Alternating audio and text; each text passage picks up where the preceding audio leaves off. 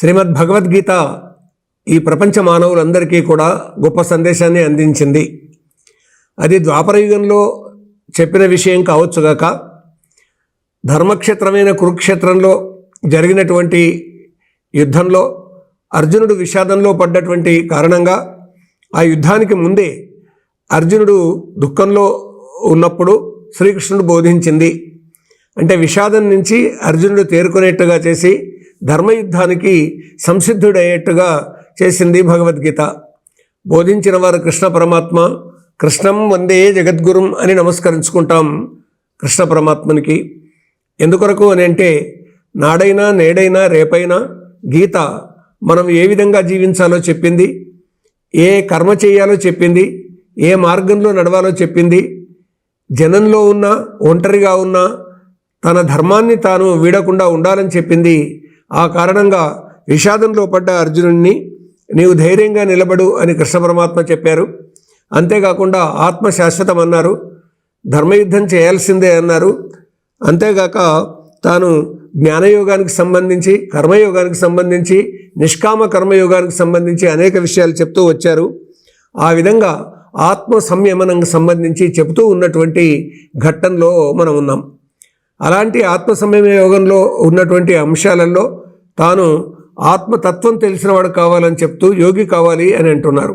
అంతేకాకుండా ఎవరికి వాళ్ళే ఉద్ధరించుకోవాలని ఒక గొప్ప విషయాన్ని కృష్ణ పరమాత్మ అర్జునుడికి చెప్తున్నారు. మనల్ని ఎవరో ఒకరు వస్తారు ఉద్ధరిస్తారు అనేటటువంటిది కాకుండా మన శక్తి సామర్థ్యాలతోటి మనం నిలబడాలి, మనం నైపుణ్యాలు సంపాదించుకోవాలి, మన కర్మ మనం చేయాలి, మన విజ్ఞానాన్ని మనం పొందాలి, తద్వారా మనం వికసించాలి అని చెప్తూ ఏమంటారంటే ఉద్ధరేదాత్మనాత్మానం ఆత్మానమవసాదయేత్ ఆత్మైవ హ్యాత్మనో బంధు ఆత్మైవ రిపురాత్మనః. తనను తానే ఉద్ధరించుక ఉండవలయును ఒలదు అధోగతి, ఎందుకంటే తనకు తానే చుట్టమవును శత్రువవును. ఎంత బాగుంది చూడండి. ఎవరికి వాళ్ళే చుట్టం, ఎవరికి వాళ్ళే శత్రువు. తన మనస్సును సరిగ్గా ఉంచుకున్నట్టయితే తన మనస్సే చుట్టం అవుతుంది. తన మనస్సులో రకరకాల ఆలోచనలు వచ్చేసి విపరీతమైనటువంటి కోరికలు పుట్టుకుని వచ్చేసి చెడ్డ పనులు చేసేటటువంటి విధంగా మనల్ని ప్రేరేపిస్తే మన మనస్సు వల్ల మనకు మనమే శత్రువులం అవుతాం. కాబట్టి ఎవరికి వాళ్ళే ఉద్ధరించుకోవాలి. అంటే తప్పు జరిగినా కానీ మంచి జరిగినా కానీ మన ప్రమేయమే అనేటటువంటిది కృష్ణ పరమాత్మ చెబుతూ ఈ విధంగా తనను తాను ఉద్ధరించుకోవాలి. ఉద్ధరేదాత్మనాత్మానం అని ఇంత గట్టిగా చెప్తున్నారండి. అందువైవ ఆత్మైవ హ్యాత్మనో బంధువు, మన ఆత్మనే మనకు బంధువు అవుతుంది, శత్రువు అవుతుంది అంటున్నారు. తల్లి, తండ్రి, గురువు, శాస్త్రం, దైవం వీళ్ళందరూ కూడా దోహదపడతారు మనం ఎదగడానికి, వికసించడానికి. స్నేహితులు కూడా వారు దారి చూపిస్తారు. కానీ నడవాల్సింది తానే. నీళ్ల దగ్గరికి గుర్రం వచ్చిన తర్వాత నీళ్లు తాగాల్సింది గుర్రమే కదా, గుర్రపు యజమాని కాదు కదా. అందువల్ల మంచి చెడు అనేటటువంటిది మన మీదనే ఆధారపడి ఉంటుంది. మనస్సుతో ఆలోచన చేయడం, కళ్ళతో చూడడం, చేతులతో పని చేయడం, కాళ్ళతో నడవడం, చేరాల్సిన గమ్యానికి చేరడం. ఎవరో వచ్చి చేయరు కదా ఈ పనులన్నీ చేసేది ఎవరు? ఎవరికి వాళ్ళమే మనమే చేసుకుంటాం. కదలని వాడిని ఎవరు కదిలిస్తారు లోకంలో? కాబట్టి సోమరిపోతులు అయితే ఏమవుతుంది? ఒక సామెత ఉందండి జానపదులలో, ఏడేసిన గొంగడే ఆడనే ఉంది అని. అంటే ఏడేసిన గొంగడి ఆడనే ఉంది అని అంటే సంసారం సాగడం లేదు, పని నడవడం లేదు, వ్యవసాయం పని కావడం లేదు, ఏదైనా ఇతర వృత్తుల పనులు కావడం లేదు అని అంటే కదిలితే కదా పని అయ్యేది. మనస్సులోకి ఆలోచన రావాలి, పని చెయ్యాలి అనేటటువంటిది మనం దృష్టిలో పెట్టుకోవాలి. అందరూ సోమరిపోతులు అయిపోతే ఎట్లాగా? కాబట్టి తాను సోమరిపోతాయి పని కావడం లేదనుకుంటే ఎట్లాగా? లోకమంతా పని చేయడం లేదు అని ఒకడు ఊరికే తిడుతున్నాడంట. అంటే ఎందుకంటే ఇట్లా అంటున్నాడు అని అనుకుంటే ఏమంటున్నాడంటే, చూడండి ఒక్కరు కూడా నా దిక్కు చూడడం లేదు, నేను ఇక్కడ పడుకొని ఉంటే కుక్క వచ్చి నా మూతి నాకుతుంటే ఒక్కడు కూడా వెళ్ళగొట్టడం లేదు అన్నట్ట.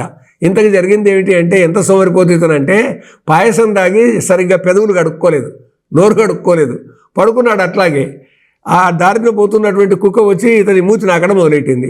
ఇతడు లోకాన్ని తిడుతున్నాడు. ఈ లోకం ఎంత చెడ్డది, ఒక్కరైనా వచ్చి కుక్కను వెళ్ళగొట్టడం లేదు, అందరూ సోమరిపోతులే ఉన్నారు ప్రపంచంలో. తన మూతి తాను కడుక్కోలేనటువంటి ఇంత పెద్ద సోమరిపోతు తానయ్యుండి లోకమంతా సోమరిపోతులమయమైంది అంటున్నాడు.